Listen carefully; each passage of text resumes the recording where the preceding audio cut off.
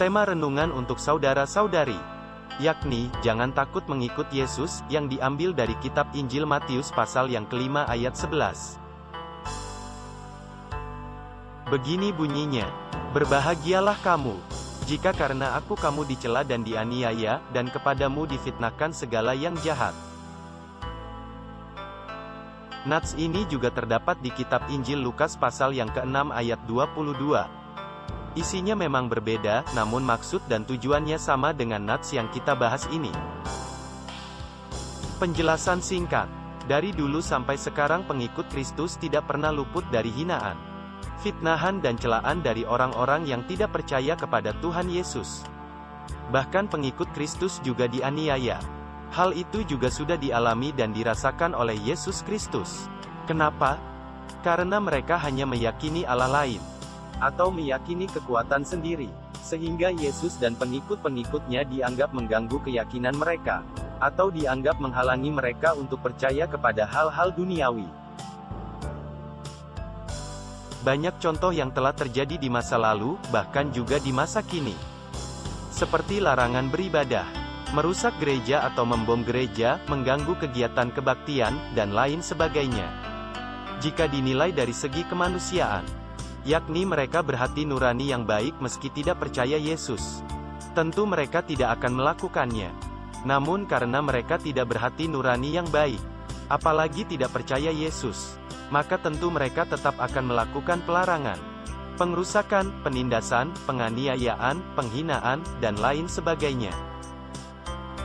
Kita tak perlu takut jika kita benar-benar yakin, percaya dan taat kepada Tuhan Yesus, karena Tuhan akan selalu beserta kita.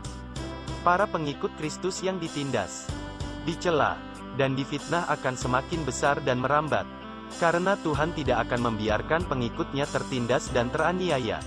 Ia akan memberikan kekuatan, kemampuan, dan kebijaksanaan kepada kita para pengikutnya, sehingga kita mampu menghadapi celaan, fitnahan dan penganiayaan. Kelihatannya menjadi pengikut Tuhan Yesus itu sangat sulit.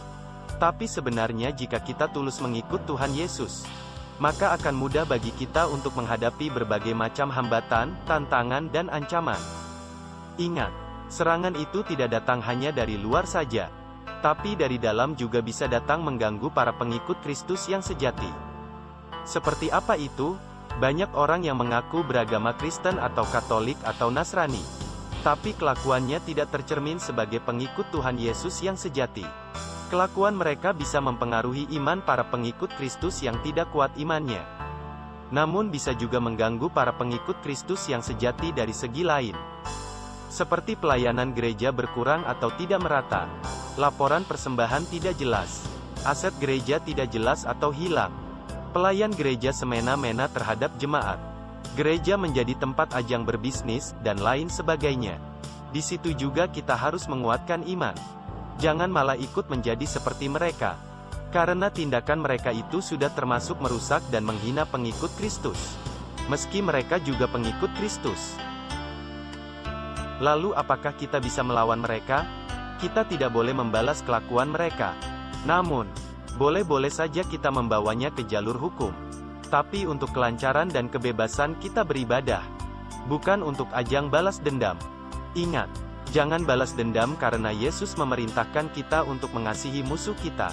Seperti yang tertulis di kitab Injil Lukas pasal yang ke-6 ayat 27, yakni, "Tetapi kepada kamu, yang mendengarkan aku berkata, kasihilah musuhmu, berbuatlah baik kepada orang yang membenci kamu." Ingat, jika engkau membalas kelakuan orang-orang yang menghina, menfitnah, menganiaya, menindas para pengikut Kristus, maka engkau bukanlah pengikut Kristus yang sejati, melainkan ikut merusak citra sebagai pengikut Kristus. Jangan kita balas, tapi mari kita doakan mereka supaya sadar dan diberkati oleh Tuhan. Sekali lagi, ingatlah perjuangan para tokoh pengikut Kristus, yang telah berjuang sampai mati martir tanpa harus balas dendam. Mati martir maksudnya di sini adalah berjuang untuk tetap menjadi pengikut Kristus yang sejati, yang dibarengi dengan jiwa yang sabar, kasih, penolong, dan ramah. Ingat, jangan takut menjadi pengikut Kristus. Haleluya! Berbahagialah orang yang mendengarkan firman Tuhan, menghayati dan mengamalkannya. Amin.